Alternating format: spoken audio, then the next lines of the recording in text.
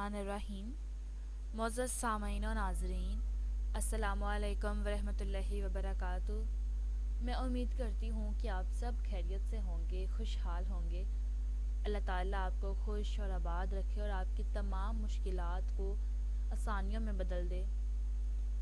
आज की मेरी इस वीडियो का मौजू है बग़ैर खुराक और पानी के 4 दिन तक समंदर में भटकने वाला 60 साला शख्स ज़िंदा बच गया। इससे पहले कि मैं इस मौजू के मुतालिक तमाम मालूमात आपके साथ शेयर करूं, तमाम नाजरीन जो मेरे चैनल पर नए हैं वो काइंडली चैनल को सब्सक्राइब कर दें और बेल आइकन को प्रेस कर दें ताकि अपलोड होने वाली हर नई वीडियो का नोटिफिकेशन आपको मिल जाए। तो मौजू है कि बग़ैर खुराक और पानी के 4 दिन तक समंदर में भटकने वाला 60 साला शख्स जिंदा बच गया। 60 साला जॉन लो का ताल्लुक सिंगापुर से है। वो पेशे के लिहाज से गोताखोरी के इंस्ट्रक्टर हैं। पिछले माह उनकी कश्ती बहीरा जनूबी चीन में डूब गई, जिसके बाइस इन्हें एक नकारा बैग पैक के साथ रबर ट्यूब पर समंदर में 4 दिन और 3 रातें भटकना पड़ा। 4 मई को जॉन त्योमान जजीरा के साहिल के करीब अपनी लंगरअंदाज कश्ती में खड़े थे कि एक बड़ी लहर ने उन्हें कश्ती से गिरा दिया और बतदरीज कश्ती को डुबो दिया।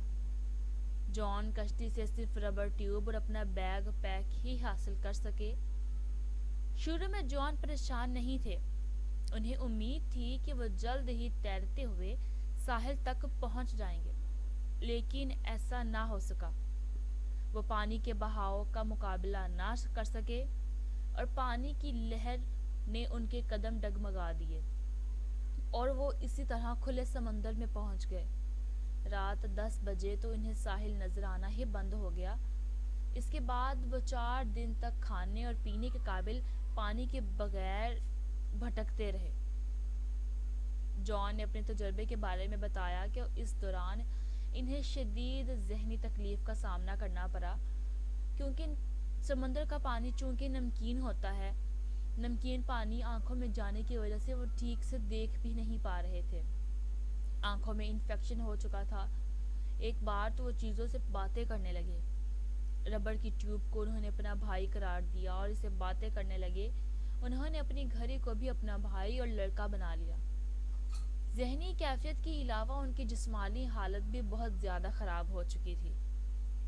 सूरज ने उनकी जिल्द को झलसा दिया था। सूरज की तेज़ शुआएं जो कि सीधा उनके जिल्द को नुकसान पहुंचा रही थीं।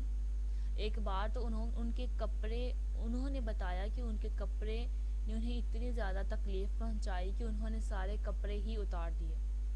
जिस चीज़ ने उन्हें सबसे ज़्यादा नुकसान पहुंचाया वो सूरज की तेज़ शुआएं थीं।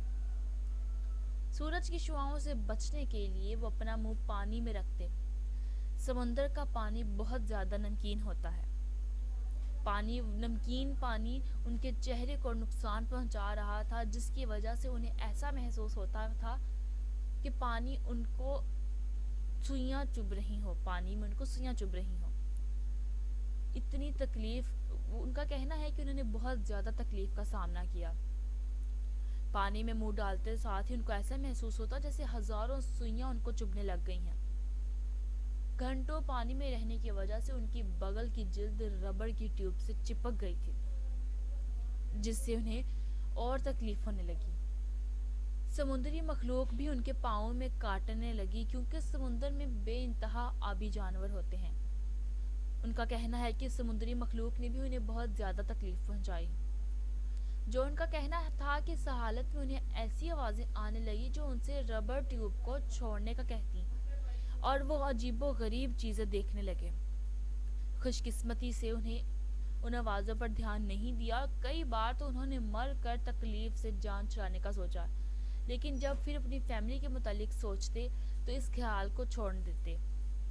खुशकिस्मती से पास से गुजरते एक जहाज़ ने रबर की ट्यूब को देखा तो उन्हें ऊपर उठा लिया। उठाए जाने पर उन्होंने इतना ही सोचा कि अब मैं बचा लिया गया हूँ और अब मैं सुकून की नींद भी सो सकता हूँ। जान बचाने के बाद वो 2 हफ्ते अस्पताल में गुजारे। इनमें से 6 दिन तो आईसीयू में गुजरे। ڈاکٹرز کا کہنا ہے کہ جان کے پھیپھڑوں میں انفیکشن ہو گیا تھا۔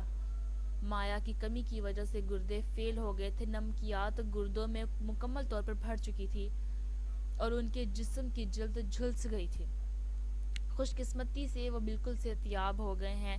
حال ہی میں انہوں نے خود کو بچانے والے بحری جہاز کے عملے سے ملاقات کی اور زندگی بچانے پر ان کا شکریہ ادا کیا۔ ناظرین، یقیناً ویڈیو آپ کو پسند آئی ہوگی۔ اگر آپ کو ویڈیو اچھی لگی ہو تو لائک، شیئر اور کمنٹ ضرور کیجیے گا۔ اسی طرح کی نئی معلومات یا نئے واقعات، سٹوریز وغیرہ کو سننے کے لیے چینل کو سبسکرائب کر دیں اور بیل آئیکن کو پریس کر دیں تاکہ اپلوڈ ہونے والی ہر نئی ویڈیو کا نوٹیفیکیشن آپ کو مل سکے اور آپ بر وقت سن سکیں۔